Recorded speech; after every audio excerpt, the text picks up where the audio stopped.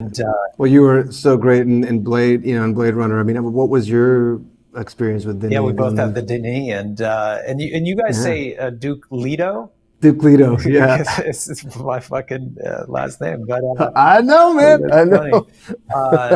Blade Runner was really a special one.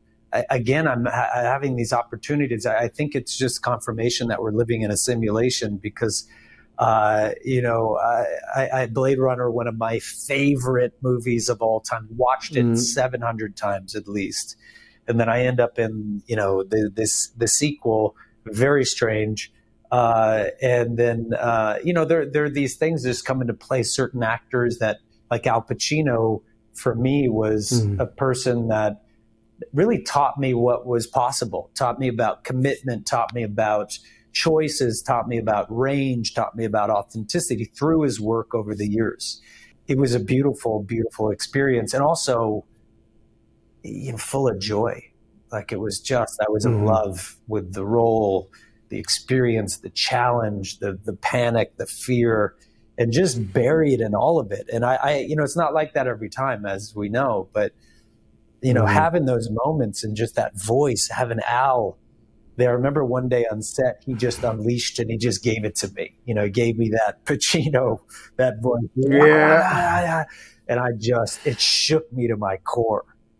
And he brought something out of me in that moment that was, Jeremy did too, that viciousness, that his way, Jeremy has a way of putting angles on words and syllables and consonants and throwing them at you like daggers, and they'll hit you in the gut and the heart and the brain. And it's just what a wonderful thing to work with these people. I mean, just so blown away by that. Like to work with Pacino would be, I would love that so much. I remember he came to Hamlet, and I saw him up there sitting up in the audience. And, there's the moment during the performance, you saw him? Yeah, I saw him, but I had invited him, so I knew he was coming.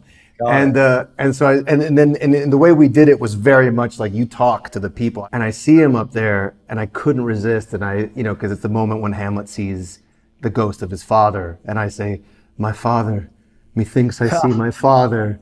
And then after intermission, I come back, and he's like moved 3 rows behind and is wearing sunglasses now. Probably made him so uncomfortable.